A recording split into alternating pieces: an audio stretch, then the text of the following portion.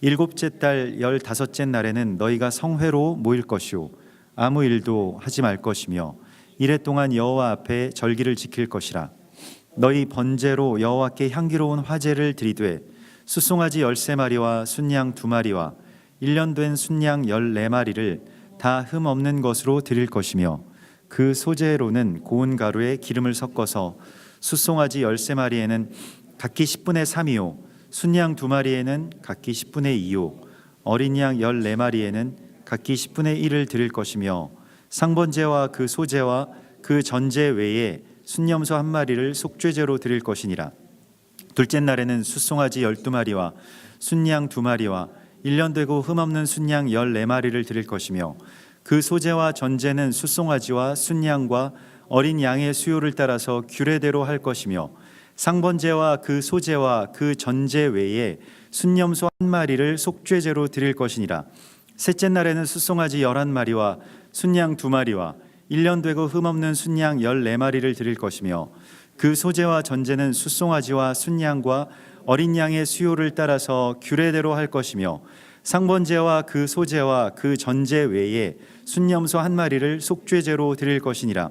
넷째 날에는 숫송아지 10마리와 순양 2마리와 1년 되고 흠없는 순양 14마리를 드릴 것이며 그 소제와 전제는 숫송아지와 순양과 어린 양의 수요를 따라 규례대로 할 것이며 상번제와 그 소제와 그 전제 외에 순염소 1마리를 속죄제로 드릴 것이니라. 다섯째 날에는 숫송아지 9마리와 순양 2마리와 1년 되고 흠없는 순양 14마리를 드릴 것이며 그 소제와 전제는 숫송아지와 순양과 어린 양의 수요를 따라서 규례대로 할 것이며 상번제와 그 소제와 그 전제 외에 순염소 1마리를 속죄제로 드릴 것이니라. 여섯째 날에는 숫송아지 8마리와 순양 2마리와 1년 되고 흠없는 순양 14마리를 드릴 것이며 그 소제와 전제는 숫송아지와 순양과 어린 양의 수요를 따라서 규례대로 할 것이며 상번제와 그 소제와 그 전제 외에 순염소 1마리를 속죄제로 드릴 것이니라. 일곱째 날에는 숫송아지 7마리와 순양 2마리와 1년 되고 흠없는 순양 14마리를 드릴 것이며 그 소제와 전제는 숫송아지와 순양과 어린 양의 수요를 따라 규례대로 할 것이며 상번제와 그 소제와 그 전제 외에 순염소 1마리를 속죄제로 드릴 것이니라. 여덟째 날에는 장엄한 대회로 모일 것이요 아무 일도 하지 말 것이며 번제로 여호와께 향기로운 화제를 드리되 숫송아지 1마리와 순양 1마리와 1년 되고 흠 없는 순양 7마리를 드릴 것이며 그 소제와 전제는 숫송아지와 순양과 어린 양의 수요를 따라 규례대로 할 것이며 상번제와 그 소제와 그 전제 외에 순염소 1마리를 속죄제로 드릴 것이니라. 너희가 이 절기를 당하거든 여호와께 이같이 드릴지니 이는 너희의 서원제나 낙헌제로 드리는 번제, 소제, 전제, 화목제 외에 드릴 것이니라. 모세가 여호와께서 모세에게 명령하신 모든 일을 이스라엘 자손에게 말하니라. 아멘. 우리가 이 초막절의 절기 안으로 들어왔습니다. 그래서 하나님께서 우리를 주의 장막 안으로 이제 인도해 주시고 우리가 드디어 이제 그 장막으로 다시 돌아오게 된 것을 이제 감사하고 또 그것을 기억하고 다시 우리가 좀 하나님과 멀어졌던 그 관계가 다시 장막 안에서 이제 가깝게 되는 그러한 시간을 일주일 동안의 이 절기를 통해서 우리가 지키게 되는데요. 사실 이 초막절이라고 하는 것이 하나님께서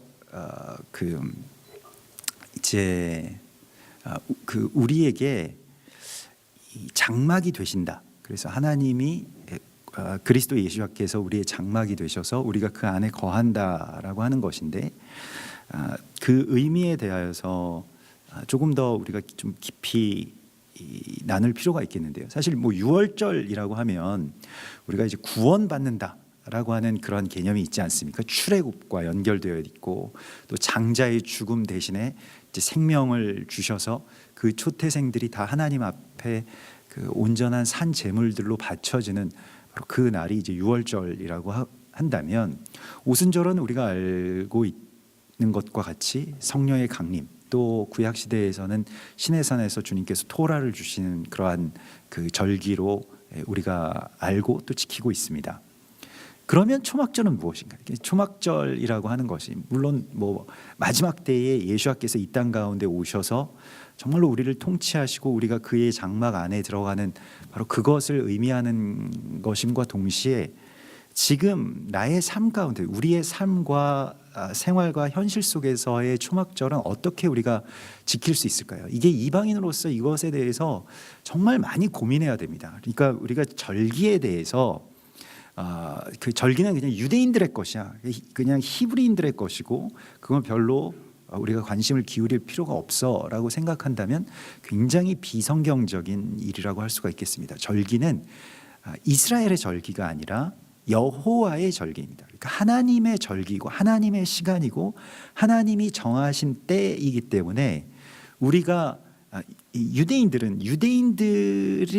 어떤 그 전통으로서 절기를 지켜야 될 의무가 있습니다. 그들의 어떤 행위, 그들이 지키는 어떤 전통, 그것이 또한 마지막 때에 예수와에 대한 힌트가 되기 때문에 그렇습니다. 어떤 그런 그 언약의 상징이기 때문에 그들은 꼭 그렇게 지켜야 되고 그들이 그 지키는 의미에 대해서는 우리가 그것을 살펴야 할 의무가 있습니다. 그러니까 이것이 이방인들이 절기에 대해서 더 관심을 기울여야 할 이유입니다. 유대인들은 어떻게 하면 우리가 하나님의 말씀대로 이 절기를 잘 지킬 수 있을까? 그 행위에 초점을 맞추잖아요. 그것이 나쁜 것이 아닙니다. 그 행위 자체가 왜냐하면 그 하나하나가 어떤 의미를 지니고 있기 때문에요. 우리는 그 의미에 대해서 이제 해석하고 또 그것에 대해서 하나님께서 감추어 놓으신 하나님의 메시지들을 읽어야 될 그런 사명과 권세가 우리에게 있는 것이죠. 그래서 절기는 사실은 유대인들과 이방인들이 이제 함께 이 절기를 성취하게 되겠는데 감추어진 것과 또 드러나는 것 그것이 이제 같이 연결되는 그런 시간입니다. 그래서 유대인들은 이 일주일 동안 절기를 지킬 때 하여튼 최대한 그 장막을 이제 그 임시 간이 장막을 지어놓고 그러니까 우리로 치면 뭐 그런 텐트 같은 것이 아니고 좀 이런 모양입니다. 그러니까 나무 이 판자로 얼기설기 만들어서 뭐 강목으로 이제 뭐 대충 지어놓고 또 나무 판자를 대어서 이렇게 임시 구조물을 만들어 놓고 그 위에 이제 나무까지 뭐 그 종려나무 잎 뭐 이런 것들로 버드나무까지 이런 것들로 이제 지붕을 위에다가 올리게 되어 있고요. 그 안에서 하여튼 최대한 오랫동안 머무는 것 그것이 그 절기의 목표고 최소한 식사는 다 그 장막 안에서 하게 되어 있습니다.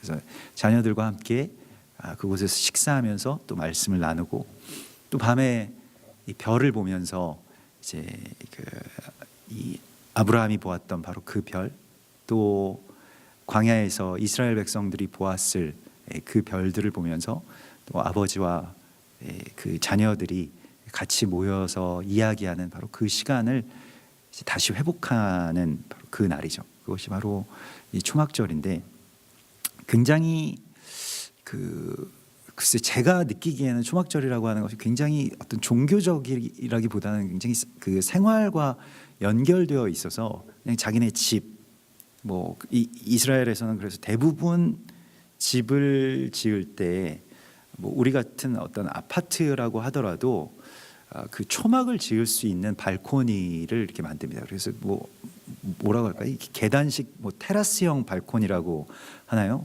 우리 나라에서도 좀 고급 주택들, 뭐 고급 아파트들이 뭐 그렇게 계단식으로 만들어 놓은 그런 것이 있는데 우리는 그냥 일자로 이렇게 쭉 올라가서 다 이 아파트마다 그런 그 발코니가 안으로 들어와 있습니다만은 유대인들의 발코니 그 대부분 아파트들도 가보면 무언가 초막절을 지키기 위해서 발코니가 이렇게 앞으로 튀어나와 있는 그런 발코니들을 우리가 보게 됩니다. 왜냐하면 하늘이 보여야 되기 때문에 그렇습니다. 그러니까 하늘이 보이지 않으면 그 진정한 수카, 그러니까 초막이 아닌 것이죠. 그래서 수카 안에 이제 거하게 되는 것인데 이 초막절의 의미에 대한 그 초막절의 시작은 창세기에 이제 이 수콧이라고 하는 거 이제 초막 그 장막이 나오는데 수콧이라고 하는 이름이 창세기 33장에 보면 33장 17절에 보면 그 야곱이 도망갔잖아요. 그래서 이 억지로 뭐 고향에서 떠나서 이제 도망을 갔다가 다시 돌아오게 되어서 잘 아시는 바와 같이 야복강가에서 하나님과 씨름하고 또 그래서 건너와서 자기를 죽이려고 왔던 그 형 에서와 끌어안고 화해하고 그리고 마침내 이 창세기 33장에서는 이날에 에서는 세일로 돌아가고 그러니까 에서가 사실은 야곱을 죽이려고 왔거나 혹은 야곱의 어떤 인질이라도 데려가려고 했는데 에서가 돌아갑니다. 세일로 돌아가고 야곱은 숫곳에 이르러 자기를 위하여 집을 짓고 그의 가축을 위하여 우릿간을 지었으므로 그 땅 이름을 숫곳이라 부르더라. 그러면 숫곳이라고 하는 것이 어떤 의미인지 대충 감이 올 것입니다. 정말 오랫동안 자신을 짓누르고 괴롭히고 죽을 것 같았던 그 문제에서 이제 빠져나와서 장막으로 자기 거처로 그렇게 들어가게 되는 것, 그러한 어떤 평안의 시간, 그것을 바로 숫곳이라고 그렇게 부릅니다. 그래서 야곱이 밧단 아람에서부터 평안히 가나안 땅 세겜 성읍에 이르러 그 성읍 앞에 장막을 쳤더라라고 나오는 것이 이제 숫곳의 의미입니다. 근데 야곱이 평생 동안 소원한 게 바로 그거였어요. 나의 고향 땅으로 돌아가서 고향 땅에서 집 짓고 사는 것. 그냥 고향 땅에서 그냥 일상적인 생활 좀 해보는 것. 그냥 아침에 일어나면 누가 날 죽이지 않을까라는 그 생각에서 또 그러한 불안에서 그러한 위협에서부터 벗어나는 것. 그냥 평범한 삶이요. 도망자의 신세 말고 빚진 자의 삶 말고 누가 나를 추격하러 오고 억울하게 도망해야 되고 이러한 그 삶의 어떤 그 모진 고된 그런 삶 속에서 야곱이 꿈꾸었던 것은 그냥 초막에서 자기 가족들과 또 자신의 가축 그냥 잘 그렇게 기르면서 평범하게 사는 바로 그러한 일상의 회복을 그렇게 야곱이 갈망했던 것이죠. 사실 우리가 일상이라고 하는 것이 때로 우리에게는 그렇게 큰 감사의 이유가 되지 못하죠. 모든 것들이 사실은 일상이 되어버리면 좀 그렇습니다. 그래서 하나님이 우리에게 주신 엄청난 은혜들을 그냥 일상이라고 하는 어떤 평범함에 묻어두게 되고 거기에서 많은 감사들을 상실하게 되죠. 그러나 그것들을 다 잃게 되면 우리가 얼마나 소중한 삶 가운데서 살았는지를 이제 알게 되죠. 사실 처음 이제 제가 서울을 떠나서 탈서울을 해서 이 용인 쪽으로 이제 오게 되었을 때 그때가 그것도 한 15년 10수년 전의 이야기인데 제 그날 이사하고 다음 날 그 아침을 잊을 수가 없는데 아침에 집 앞에 이렇게 나갔는데 공기가 그렇게 좋을 수가 없어요. 너무 공기가 좋고 공기가 참 맛있다 이런 생각이 들면서 너무 감사하게 생각을 했는데 근데 좀 살다 보니까 이 공기에 적응이 되는지는 몰라도 아침에 일어나서 공기가 좋다 이런 생각이 이제 다시 들지 않더라고요. 그냥 당연하게 받아들이게 되죠. 간혹 이제 이 서울에 나가면 이제 이제는 더 이상은 살 수 없게 되었구나라는 것을 느끼고 다시 이제 돌아오면 이제 깨닫게 되는 것인데 사실 우리가 하나님께서 우리 가운데 주시는 은혜도 마찬가지입니다. 말씀도 그렇고 은혜도 그렇고 사실 지난 주일에도 이제 우리 교회에 오신 지 얼마 안 되시는 분들 처음 오신 분들과 그런 얘기들을 잠깐 나눈 적도 있었는데 처음 오셔서 막 이렇게 받으시는 기쁨들도 있고 감사함들도 이렇게 나누시는데 처음에는 다 그런 것 같다고 제가 그렇게 말씀드렸거든요. 그래서 조금 적응이 되면 이제 그것이 이제 일상화가 되면 어느 순간부터 이제 감사가 사라지고 또 다른 어떤 그런 일들이 일어나는 것이죠.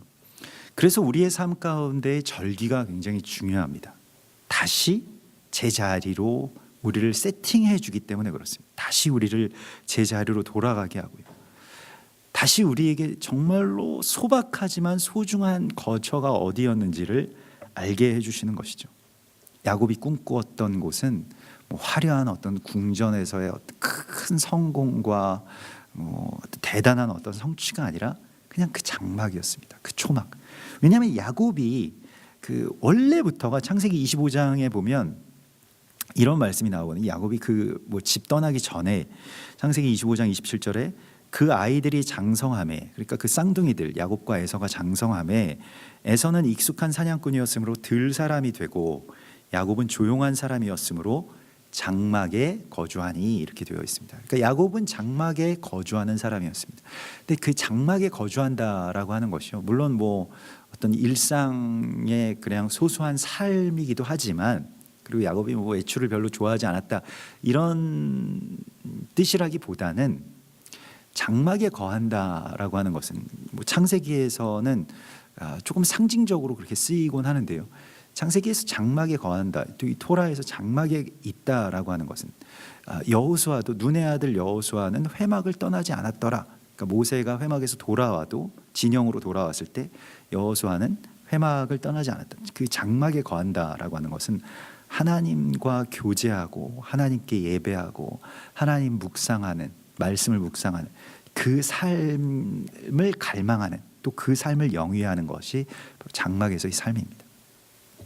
그래서 요한계시록을 보면 요한계시록에서 그리스도 예수와의 이 재림과 또 그 구원의 모든 어떤 장엄한 완성이 장막을 치시는 모습으로 나오죠. 요한계시록 그 7장과 21장 이 두 번에 걸쳐서 같은 말씀이 나오는데, 요한계시록 7장 15절에 그러므로 그들이 하나님의 보좌 앞에 있고 또 그의 성전에서 밤낮 하나님을 섬김에 보좌에 앉으신 이가 그들 위에 장막을 치시리니, 이렇게 되어 있습니다. 그러니까 우리가 장막 안에 들어간다라고 하는 것은 무엇입니까? 밤낮으로 하나님을 예배하는 것을 말합니다. 그들이 다시는 줄이지도 아니하며 목마르지도 아니하고 해나 아무 뜨거운 기운에 상하지도 아니하리니, 주님이 우리의 장막이 되시기 때문에 장막 안에는 배고픔이 없습니다. 왜냐하면 하나님이 주시는 양식이 충만한 곳이기 때문에 그렇습니다. 거기에는 각종 과실과 하나님의 먹을 것들로 가득 차 있는 곳입니다. 그리고 장막에는 뜨거운 해가 상하게 할 수가 없습니다. 왜냐하면 장막의 그 핵심은 이 지붕이기 때문에 그렇습니다. 그런데 그 지붕이 완전히 막힌 지붕이 아니라 그렇게 열려 있는 그런 그 그늘인 것이죠. 그래서 요한계시록 21장에서도요, 21장 3절에 내가 들으니 보좌에서 큰 음성이 나서 이르되 보라, 하나님의 장막이 사람들과 함께 있음에 하나님이 그들과 함께 계시리니, 그들은 하나님의 백성이 되고 하나님은 친히 그들과 함께 계셔서 모든 눈물을 그 눈에서 닦아주시니 다시는 사망이 없고 애통하는 것이나 곡하는 것이나 아픈 것이 다시 있지 아니하리라 라고 말씀을 하십니다. 그래서 장막의 의미가 하나님이 함께 하시는 것. 요한복음 1장에서도 말씀이 육신이 되어 우리 가운데 거하심에, 거기서 거하심에라고 하는 것도 이제 장막이 되심에라고 하는 그런 뜻이죠. 그렇기 때문에 하나님이 우리와 함께 거하시는 것이 이제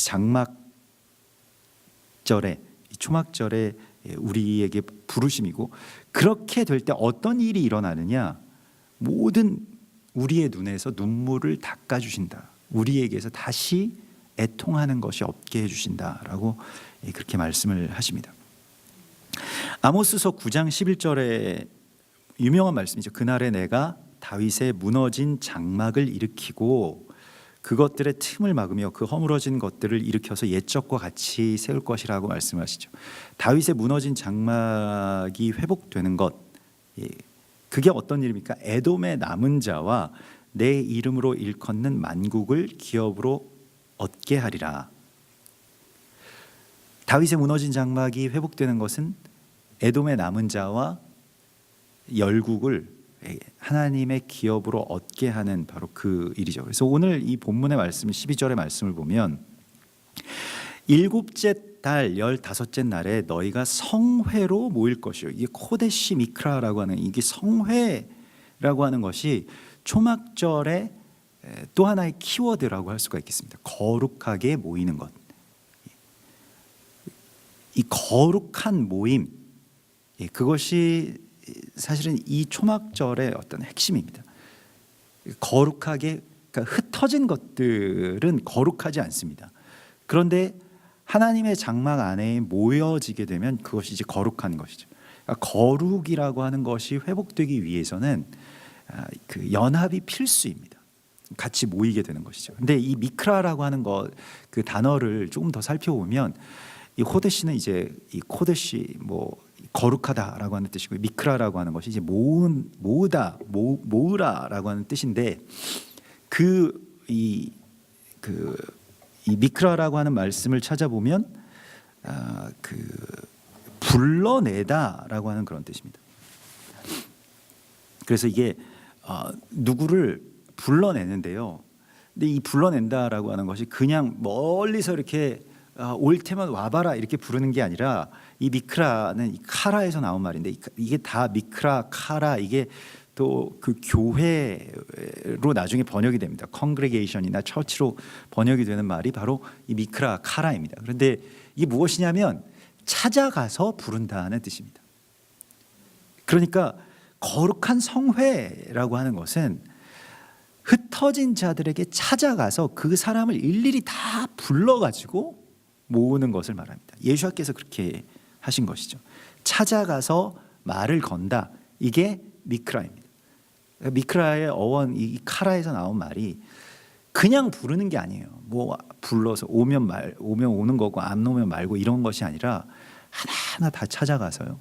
그렇게 부르는 것이죠. 예전에 그 청소년 사역 정말로 열심히 하신 한 목회자 그 이야기를 제가 들은 적이 있었는데 이렇게 뭐 예배 때 이렇게 계속 나오던 그 이 청소년 가운데 하나가 뭐 그 중학생이 안 나오더래요. 그래서 그 왜 못 나오게 됐는지를 이렇게 그 알아봤더니 이제 뭐 당연히 무슨 뭐 어떤 학원 그 수업 때문에 그렇게 됐다는 것이죠. 그래서 그때 뭐 얼마가 그 몇 명이 모였는지는 모르겠습니다만은 그래서 그 전도사 시절에 자기 그 이 주일학교 모든 그 친구들이랑 다 그 시간에 그 학원 앞에 찾아가 가지고 누구야 나와라 계속 불렀다는 거예요. 창문 앞에서. 뭐 글쎄요. 그래서 그 아이가 그 다음부터 다시 나오게 됐다고. 그래서 찾아가서 부른다라고 하는 것에 대해서 뭐 그것이 그 하나님께서 나를 찾아오셔서 불러주시고 또 그 내가 갈 수 없는 어떤 처지 또 내가 움직일 수 있는 힘이 그 떨어진 어떤 그런 자리로 하나님이 오시는 것, 그리스도 예수께서 우리 가운데 오시는 것이 장막절의 이야기입니다. 나를 위해서 오시는 것이죠. 그늘이 되어 주시기 위해서 오시는 것입니다. 그래서 이사야서 43장 5절에 두려워하지 말라 내가 너와 함께하여 네 자손을 동쪽에서부터 오게 하며 서쪽에서부터 너를 모을 것이며 내가 북쪽에게 이르기를 내놓으라 남쪽에게 이르기를 가두어 두지 말라 내 아들들을 먼 곳에서 이끌며 내 딸들을 땅끝에서 오게 하며 내 이름으로 불려지는 모든 자를 오게 하라. 눈이 있어도 보지 못하고 귀가 있어도 듣지 못하는 백성을 이끌어내라. 열방을 모였으며 민족들이 회집하였는데 그들 중에 누가 이 일을 알려주며 이전 일들을 우리에게 들려주겠느냐. 그들이 그들의 증인을 세워서 자기들의 옳음을 나타내고 듣는 자들이 옳다고 말하게 하여 보라. 이런 말씀을 주시는데요. 그러니까 물론 초막절은 하나님께서 우리를 찾아오셔서 우리를 부르시는 날입니다마는 우리에게도 이 사명을 주셨다는 거예요. 눈이 있어도 보지 못하며 귀가 있어도 듣지 못하는 백성을 부르라. 가서 좀 불러와라. 라고 말씀하신, 눈이 있어도 보지 못하고 귀가 있어도 듣지 못하는 백성은 이사야서에서는 유대인들입니다. 유대인들을 찾아가가지고 계속 부르라는 거예요. 로마서 10장 12절에서도 유대인이나 헬라인이나 차별이 없음이라 한 분이신 주께서 모든 사람의 주가 되사 그를 부르는 모든 사람에게 부요하시도다. 누구든지 주의 이름을 부르는 자는 구원을 받으리라. 그런즉 그들이 믿지 아니하는 일을 어찌 부르리요? 듣지 못한 일을 어찌 믿으리요? 전파하는 자가 없이 어찌 들으리요? 보내심을 받지 아니하였으면 어찌 전파하리요? 기록된 바 아름답도다 좋은 소식을 전하는 자들의 발이여함과 같으니라. 그래서 초막절이라고 하는 것은 우리가 이스라엘의 쫓겨난 자들을 모으는 도구가 되는 것입니다. 이사야서 56장 8절에 이스라엘의 쫓겨난 자를 모으시는 주 여호와가 말하노니 내가 이미 모은 백성 외에 또 모아 그에게 속하게 하리라 하셨느니라. 그래서 전에 흩어졌던 자들을 불러 모으는 날, 그러한 시간, 그것이 바로 초막절의 이야기이고요. 우리에게 주신 사명이라고 말씀을 하시고 있습니다. 그래서 이제 오늘 이 본문에서는 성회, 거룩한 코데시 미크라로 모이라, 모이는 것에 대해서 힘을 쓰라고 히브리서에서는 그렇게 말씀을 하고 있죠. 모이기를 패하는 어떤 사람들의 습관과 같이 하지 말고, 그럼 모이기를 패하는 사람들의 습관은 어떨까요? 모이지 못할 이유가 많죠. 그리고 또 그 모임 자체를 굉장히 저주합니다. 그러니까 이게 모인다라고 하는 것 자체가 굉장히 거룩한 하나님의 부르심이고 사명인데 그것에 대해서 가치를 그렇게 많이 두지를 않습니다. 저는 교회를 굉장히 중요하게 생각하고, 교회라고 하는 것이 성도들이 모인 곳이잖아요. 그것이 얼마나 큰 의미가 있는지를 우리가 더 소중하게 깨달아야 된다라고 생각을 합니다. 근데 모이기를 패하는 습관을 갖고 있는 사람들은 그 가치를 굉장히 폄하하죠. 그래서 저는 글쎄요, 교회에 여러 문제가 있지만 한국 교회, 또 우리 교회, 또 어떤 특정한 교회, 많은 문제들이 있고 단점들이 있겠죠. 그러나 그러한 것들에 대해서 우리가 그것은 우리의 치부이죠. 그렇기 때문에 그러한 것에 대해서 함부로 말하는 것을 그렇게 좋아하지 않습니다. 누구도 함부로 그것에 대해서 말할 수 없다고 생각을 합니다. 어떤 사람이든지 다 수치가 있는 것처럼, 또 치부가 있는 것처럼 교회에도 그런 치부들이 있겠죠. 근데 그것을 막 지적하고 한국 교회는 어떻고 누구는 썩었고 그런 말을 누가 못하겠습니까? 그러나 그것은 정말로 자기 누워서 침 뱉기와 같은 그런 이야기가 되겠죠. 그래서 하나님이 모으신 것, 그러니까 그 하나님이 모이게 하신 것을 어떻게 우리가 지킬 수 있을까? 이게 세상에서 더 어려워지고 계속해서 공격받고 계속해서 그 수치에 대해서 드러내려고 하는 이 모이기를, 교회를 폐하려고 하는 이 코데시 미크라를 상하게 하려고 하는 대적으로부터 어떻게 교회를 지킬 수 있을까? 그것의 그늘이 되어 주어야 되고, 우리가 위에서 애통하고 또 내가 대신 그것에 대해서 받아내고 나의 죄로 또 회개하고, 그것이 우리에게 필요하겠죠.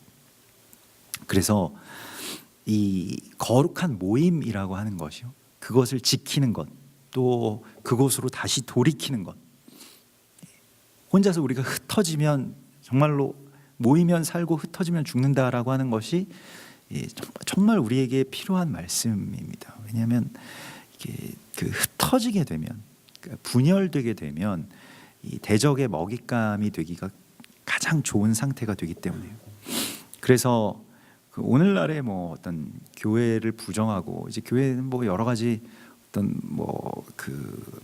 이 공격과 또 문제들이 뭐 없을 수 없기 때문에 그러한 것들이 계속해서 있는데, 그래서 그것과 우리가 싸워야 되는 그런 시간 속에 있습니다. 그래서 오늘날에는 사람들이 교회에 무용론이 많이 제기되고 있죠. 근데 그럼에도 불구하고 우리가 끝까지 어떻게 하면 잘 모일 수 있을까에 대해서 정말로 애를 쓰면서 다시 주님께서 모으시는 그런 은혜가 우리 가운데 정말 필요합니다. 그리고 우리가 찾아가서 그 흩어진 자들을 부르는 그 일이 우리에게 필요하죠. 그래서 우리가 거리 예배에 나가는 것도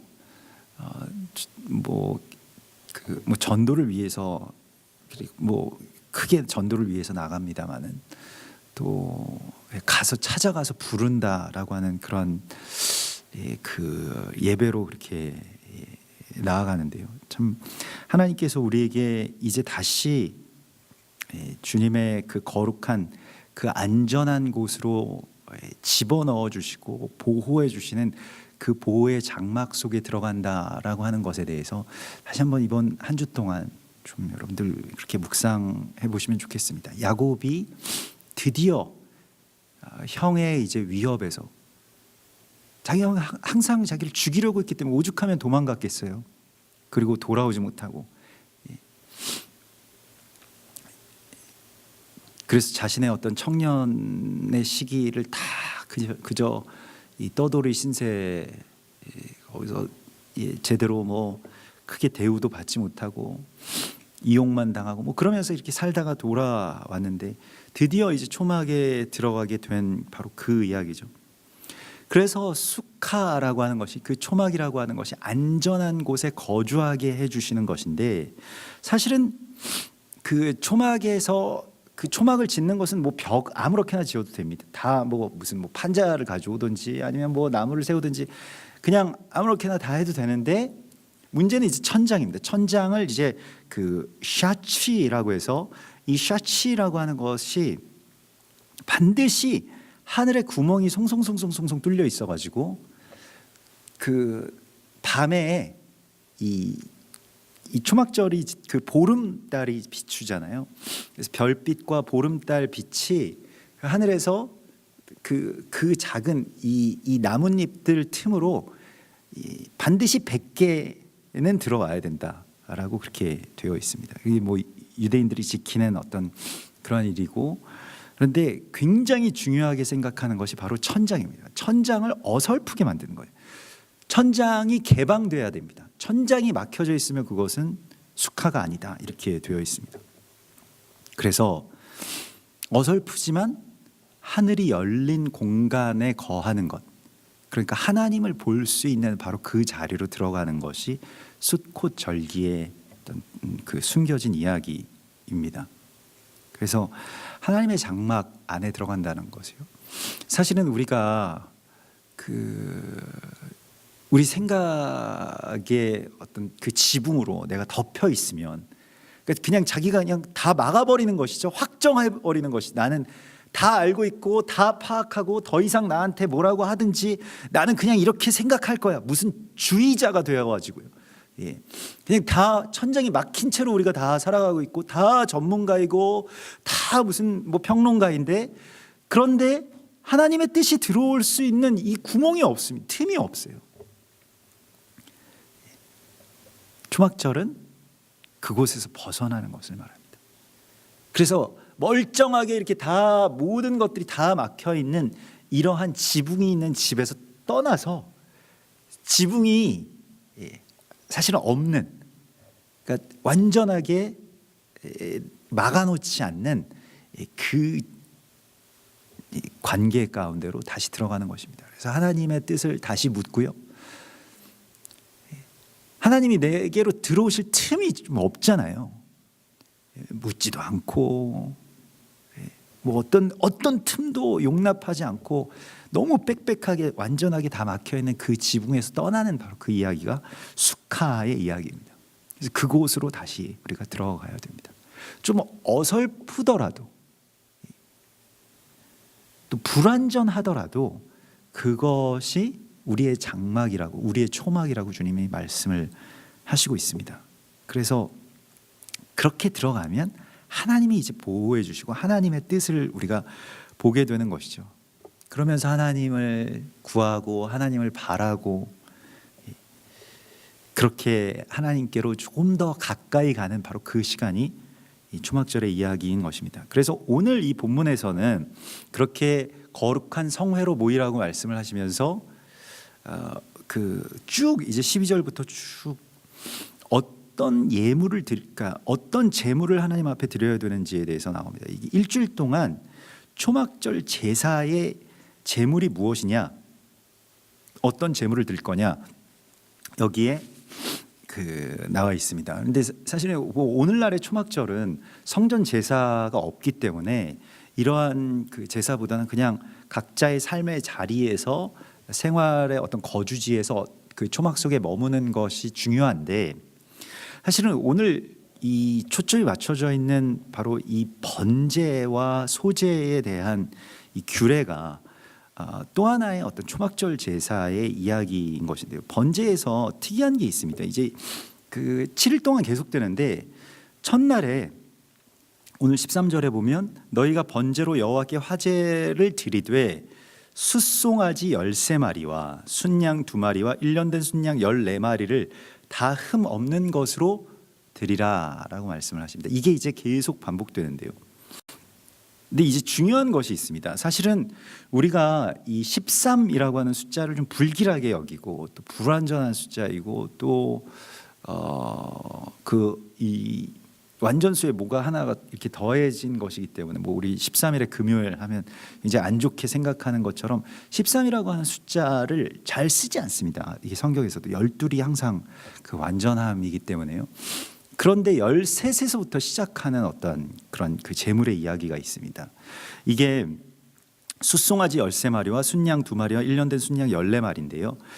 이게 일주일 동안 순양 2마리 또 1년 된 순양 14마리, 이것은 이제 꼭 같이 드리게 되는데 문제는 이제 숫송아지 13마리입니다. 숫송아지 13마리에서부터 출발을 해서 일곱째 날까지 이제 한 마리씩 줄여나가는 거예요. 첫째 날 13마리입니다. 둘째 날 12마리예요. 그렇게 해서 한 마리씩 빼나가면 일곱째 날에는 몇 마리가 될까요? 계산이 빠르신 분들은 다 나오겠습니다만은 계산이 빠르지 않으시더라도 13에서 시작해서 7으로 가는 바로 그 제사입니다. 이 13이라고 하는 것은 불완전함이고요. 7이라고 하는 것은 이제 완전함으로 나아가는 것인데, 그렇게 해서 13에서부터 13 더하기 12 더하기 11 더하기 10 더하기 뭐 이렇게 해서 하나씩 빼가지고 다 더하면 몇이 될까요? 저도 이런 산수에 약해가지고 제가 계산기를 두들겨 봤더니 70이라고 하는 숫자가 나옵니다. 70은 이제 열방을 위한 숫자이고요.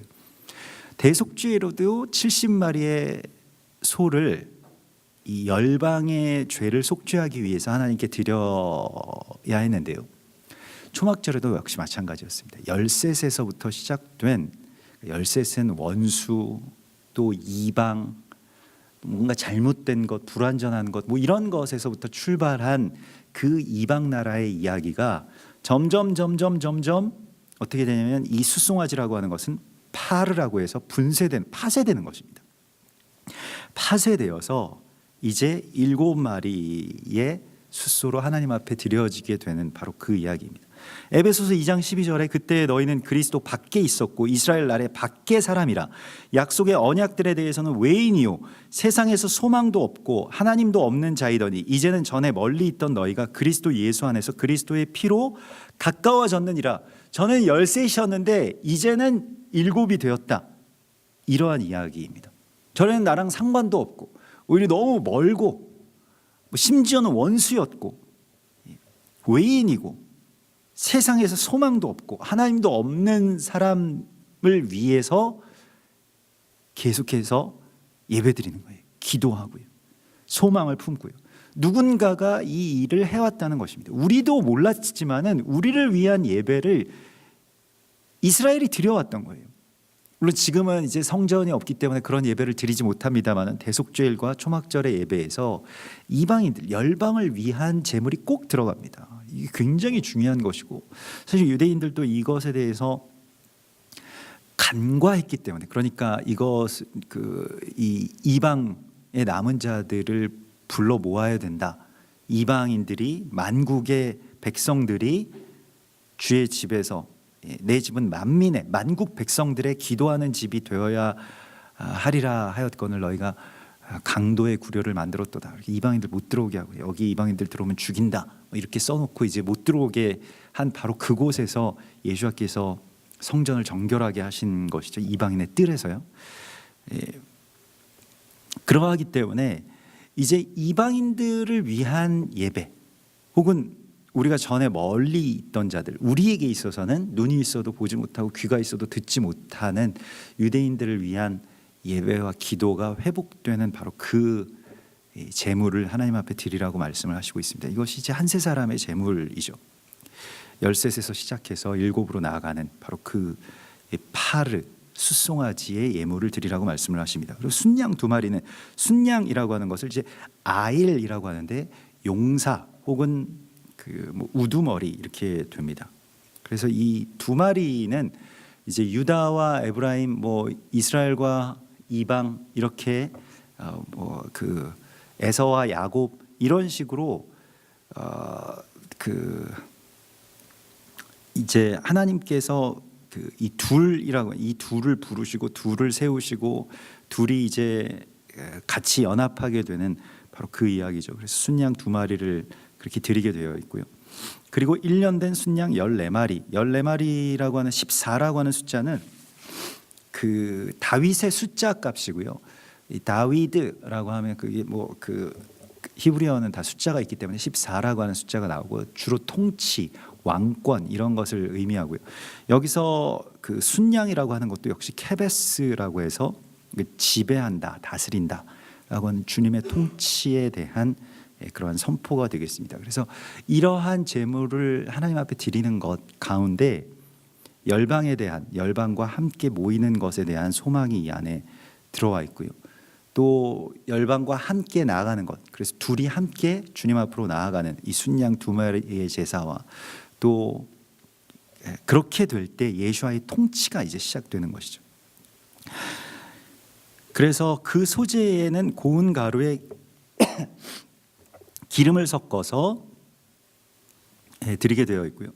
이제 고운 가루라고 하는 것은 그 자아의 파쇄를 말하죠. 파쇄하고 걸러지고 파쇄하고 걸러지는 과정을 겪어야 고운 가루의 제물이 되는데, 그 고운 가루는 하나님께 그냥 고운 가루로만 드릴 수가 없고 다시 이제 기름으로 반죽이 됩니다. 다시 이제 모이게 되는 것이죠. 이 기름은 또 하나가 되게 하는 어떤 그런 성질을 갖고 있습니다. 그래서 이 고운 가루로 빠져서 주님 앞에 드리는데, 이것은 겸손함, 또 단련되는 것, 자기가 파쇄되는 것, 그래서 거기에서 성령이 그 안에 임하실 때 이제 그것이 이제 온전하게 하나님께 드려지는, 그래서 기름을 섞으라고 말씀을 하시고요. 숫송아지 3마리는 각기 10분의 3, 순양 2마리는 10분의 2, 그리고 그 어린 양 14마리에는 10분의 1을 드리라고 말씀을 하십니다. 이 10분의 1, 10분의 2, 10분의 3, 이것이 다 어떤 그 대표의 원리를 가지면서 이게 그 하나님께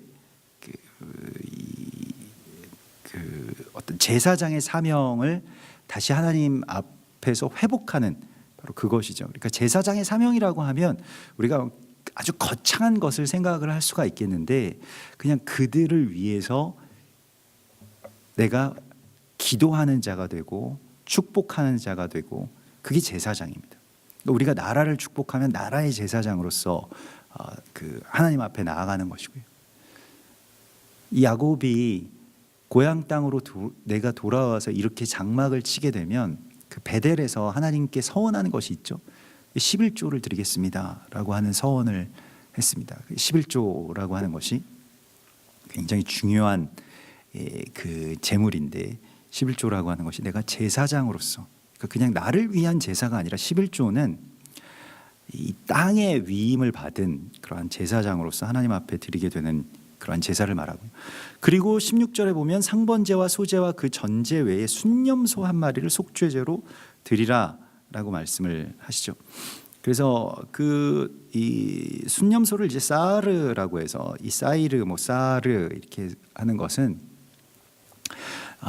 주로 뭐 폭풍우가 치다라고 하는 그런 뜻이고요. 또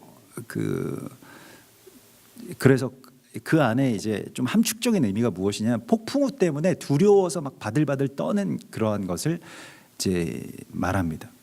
그 두려움을 말하는 것이고요. 공포에 떠는 것. 이것을 하나님 앞에 드리는 것을 말합니다. 그래서 우리가 평안에 거한다라고 하는 것은 두려움과의 싸움에서 승리해야만 평안 가운데 들어갈 수 있죠. 평안의 장막 속에. 두렵기 때문에 그 장막으로 들어가지 못하고 그냥 그 장막 주위에서 맴도는 그 삶에서 벗어나서 이 두려움의 염소를 하나님께 잡아서 드리는 것, 속죄제로 드리는 것이죠. 우리가 속죄해야 될 것은 우리의 물론 뭐 죄악도 속죄의 제사에 포함됩니다만 나의 두려움을 제물로 하나님 앞에 올려드리라고 말씀을 하시고 있습니다.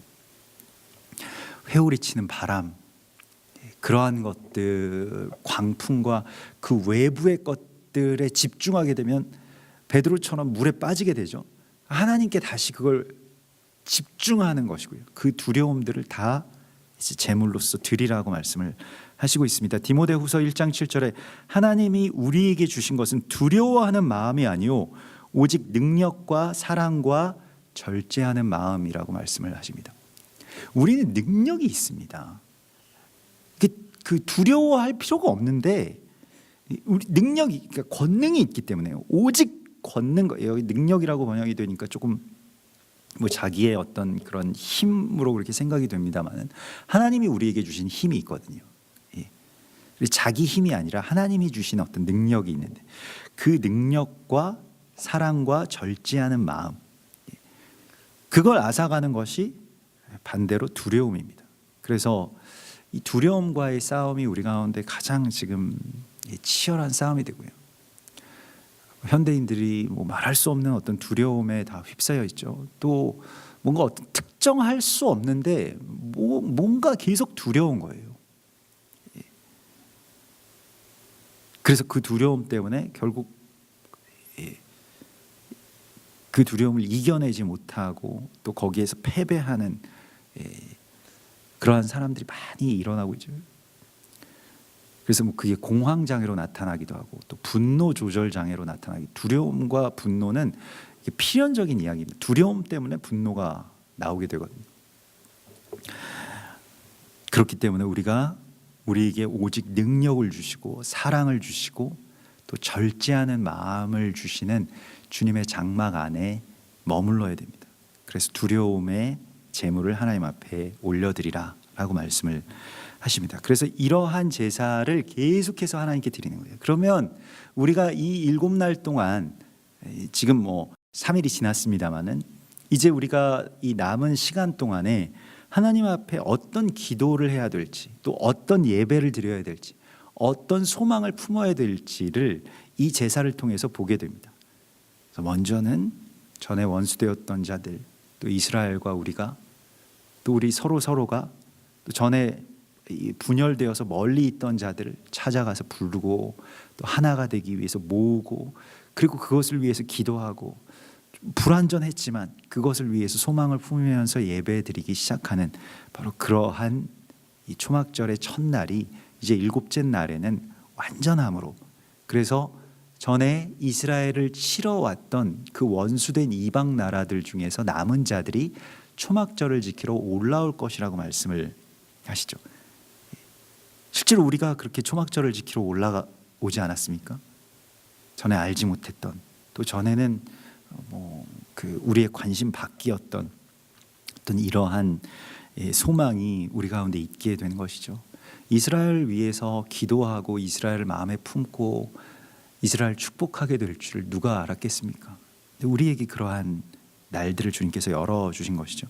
그래서 이러한 날들을 그렇게 열어가라고 말씀을 하시고 오늘 35절에서는 이제 8째 날에 대한 말씀이 나오는데 이것은 그 초막절과 연결되어 있지만 또 분리된 어떤 또 다른, 초막절은 7일 동안 있고요. 8째 날에는 다시 대회로 아주 크게 모이라고 말씀을 하십니다. 그래서 여덟째 날은 다시 이제 다음 단계로 들어가서 출발하는 날입니다. 쉐미니 아제렛이라고 이렇게 이야기를 하는데, 쉐미니가 이제 여덟째라고 하는 것이고요. 그 영원, 또 부활, 뭐 재창조 이런 뜻을 갖고 있습니다. 쉐미니라고 하는 것이요. 아제렛은 에워싼다, 그것으로 이제 완전히 그 장막으로 들어가는 것을 말하고, 또 쉐미니에서 이 8이라고 하는 숫자 8에서 쉐멘이라고 하는 단어가 나오는데, 쉐멘은 기름 부으심이라고 하는 그런 뜻입니다. 그래서 완전함, 기름 부으심, 이러한 뜻을 갖고 있고요. 여덟 번째 날에 대표적으로 여덟 번째 날과 연결되는 어떤 그 의식이 이제 할례죠. 난지 8일 만에 할례를 하게 되어 있고, 나병 환자가 정결하게 되는 날도 여덟 번째 날이고요. 유출병 환자의 정결도 역시 여덟 번째 날이고요. 동물들이 새끼를 낳은 다음에 제물로 하나님께 드려질 수 있는 날이 여덟 번째 날입니다. 나시린의 규례를 시작할 때 여덟 번째 날 희생의 제물을 드린 후 시작됩니다. 그래서 그 주님 앞에 우리가 이제 여덟 번째 날로 나아가기 위해서 일곱 번째 날까지 다 장막에 머물다가 여덟 번째 날은 주로 유대인들은 이 회당에 모여가지고 이 토라 스크롤을 들고 막 춤추고 밤에 막 얼마나 시끄럽게 그 행진하는지 몰라요. 그래서 막 마이크로 막 말씀들, 뭐 한 해에 뭐 받은 말씀들, 뭐 자기 뭐 은혜들 막 이렇게 발표하고 뭐 나와서 뭐 춤추고 계속 이 뭐 자기네들 그 음악이 있더라고요. 그래서 아주 떠들썩하게 그 쉐미니 아제렛을 지키는 모습을 본 적이 있는데, 그렇게 장엄한 대회로 모이게 되는 정말로 기쁨의 날, 그 하그, 그런 행진이 그곳에서 있습니다. 그래서 이러한 절기, 이러한 초막절의 이야기로 우리를 하나님 부르시고 계십니다. 그래서 우리가 이 시간 가운데 들어와 있고요. 또 어떻게 해서든 흩어진 것들을 모으는, 또 그러한 은혜가 우리의 삶 가운데 그렇게 일어나고, 또 이 교회 가운데, 나라 가운데 흩어지고, 또 멀리 있는 것들이 다시 하나님의 부르심으로, 또 우리의 찾아가서 부르는 것으로 그렇게 가까워지고 다시 연합되고, 다시 그 기름 부으심으로 말미암아서 그 흩어진 모든 것들이 다시 하나가 되어서 주의 장막 안에 머무르는 그러한 귀한 주님의 절기가 되기를 주님의 이름으로 축원합니다. 같이 기도하겠습니다.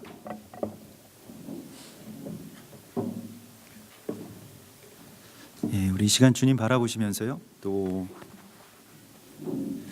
우리에게 베풀어 주시는 하나님의 은혜들을, 특별히 이 초막절에 주께서 우리를 거룩한 절기로 지금 부르시고 계십니다. 그래서 주님의 장막 안에 내가 들어가기를 원하고 또 구하고, 야곱이 꿈꾸었던 바로 그 수카,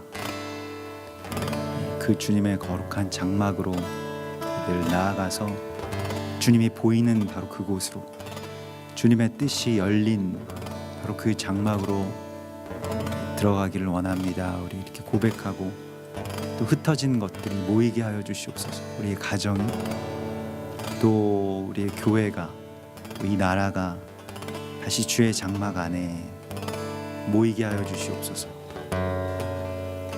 모이기를 더욱 힘쓰고 그것을 끝까지 지켜내는 우리가 될 수 있도록 인도해 달라고, 우리 초막절의 은혜를 위하여서 주신 말씀 붙들면서 같이 기도하십시다. 주여, 주여 감사합니다. 주여, 전에 멀리 되었던 것들이 이제 주님 안에서 하나가 되게 하여 주시고, 주여, 전에 원수되었던 모든 위협과 살기로부터 주여 우리를 건지시고 우리를 지키시고 우리의 그늘이 되셔서 우리를 상하게 하는 것들, 주여, 해나 다른 뜨거운 그 미움과 원수되게 하는 그런 모든 것들로부터 우리를 지켜주시옵소서. 주여,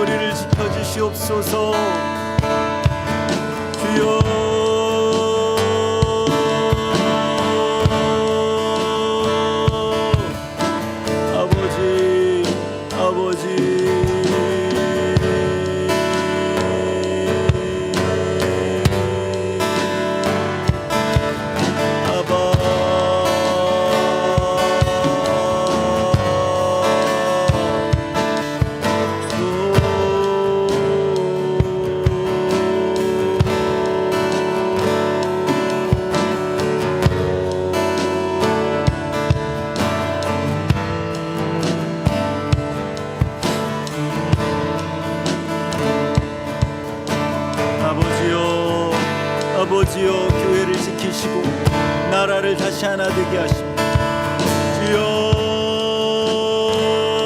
주님의 다스리심으로 주님의 통치하심으로 주의 나라가 이 땅 가운데 임하는 것을 위하여서 우리가 기도하며 나아가오. 주여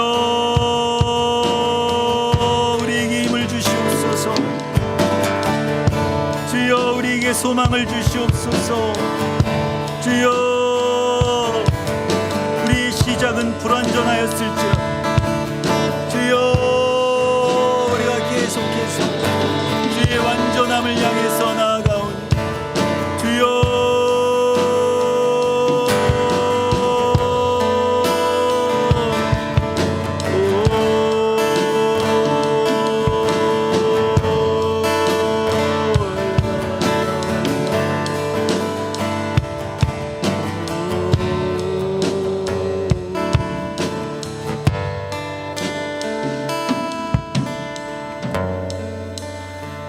또한 이 시간에 우리 교회를 위해서 특별히 한국교회 또 여러분들 모교회와 또 거쳐오신 많은 교회들이 있으실 것입니다. 교회들 축복하면서 또 주님께서 모든 교회들 위에 다시 주의 성령의 임재를 허락하여 주시고 주의 장막을 또 그렇게 세워주시옵소서. 그래서 해나 다른 상하게 하는 것들 또 성도들의 눈물을 주님께서 다 닦아주시고 그곳에서 참된 예배가 회복되고 또 한 세 사람의 이야기가 시작될 수 있게 해달라고 우리 소망하면서 같이 기도하고 또 우리 교회를 위해서 또 우리 교회 가정교회들 그 제단을 놓고 정말로 축복하면서 이 시간 교회들을 위해서 이 거룩한 호데시 미크라를 위해서 같이 기도하겠습니다. 할렐루야 주여 감사합니다. 할렐루야 주여 우리를 살리시고 주여 우리의 거룩한 그리스도 예수의 몸으로 주여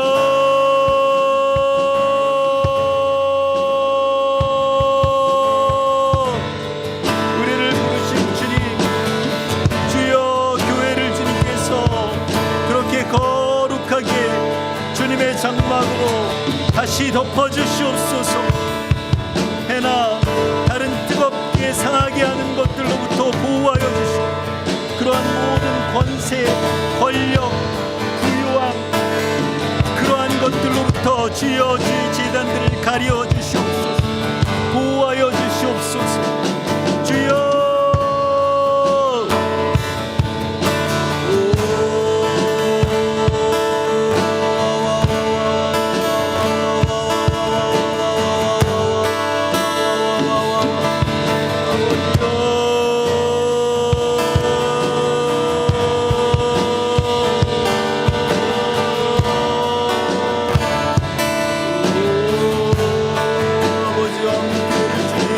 다시 회복시켜 주시고 주여 다시 주의 성령으로 주여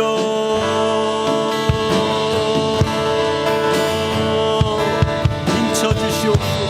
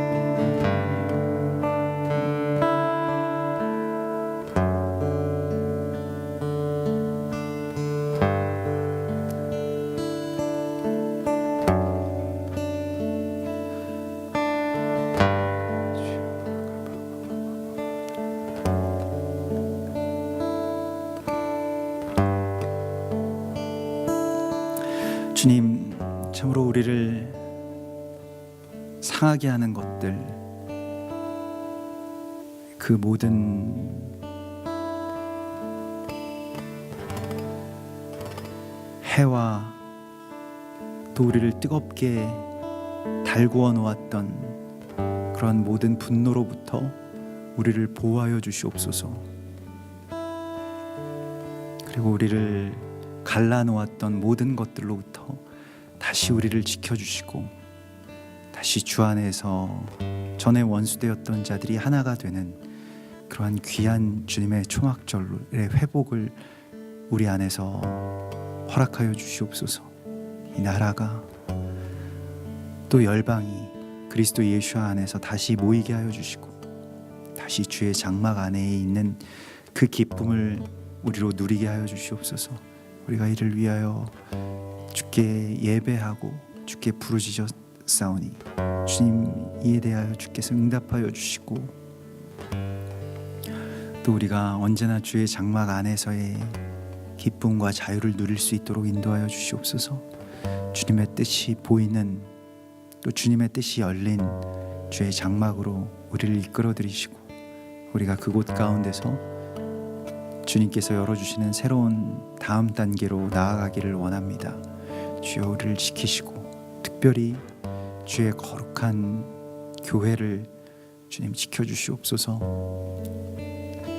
많은 안타까운 상황과 소식 속에서도 주님께서 끝까지 주님의 신부인 교회를 지키실 것을 믿습니다. 거룩하게 회복하실 것을 믿습니다. 주님을 신뢰하고 또 우리 주의 몸된 교회를 우리가 함께 이루어가매 우리 자신이 겸비하고 위하여 기도할 때에 주께서 이 땅의 교회들을 회복하시고 또 우리 교회를 그렇게 주님의 거룩한 신부로 단장시켜 주실 것을 믿습니다. 주님 우리를 받아주시옵소서. 초막절의 이 시간 속에서 주님과 우리가 더 깊은 교제가 있기를 원합니다. 또 우리의 가족들이 더 가까워지고 하나가 되는 그러한 시간이 되기를 원합니다. 주여 우리에게도 이 절기의 기쁨을 열어주시옵소서. 거룩하신 예수와 메시아 이름으로 감사하며 기도드리옵나이다. 아멘. 하늘에 계신 우리 아버지시여 이름이 거룩히 여김을 받으시오며 나라의 임하옵시며 뜻이 하늘에서 이룬 것 같이 땅에서도 이루어지이다. 오늘날 우리에게 일용할 양식을 주옵시고 우리가 우리에게 죄 지은 자를 사하여 준 것 같이 우리 죄를 사하여 주옵시고 우리를 시험에 들게 하지 마옵시고 다만 악에서 구하옵소서. 대개 나라와 권세와 영광이 아버지께 영원히 있사옵나이다. 아멘.